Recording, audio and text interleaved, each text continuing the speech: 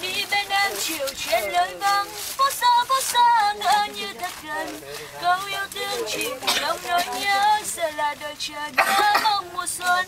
Đôi vai em gầy trong chiếc lá, phố xa ngỡ như thật gần. Câu yêu thương chìm trong nỗi nhớ, mơ về một ngày có thu em đến. Có 10. Đấy là em thôi của anh. Đây là anh, cái thích bạn rồi đấy. Thích bạn gì đâu. Bài gì nữa đi Linh. Rồi. Không lo là cái này nó không người chụp đâu. Có hả? Ý chí Việt làm dơ voi, ý chí Việt nhở? Thế mình phải nhất rồi. Anh lại lên một cân vì xóm chứ. Anh sẽ bài cô hàng xóm đây nghe. Cô hàng xóm. Ông xã em một thằng xuống. Anh gì Bài này là anh ép rồi. Long lắm chứ. Đấy, cỏ lỗ ơi.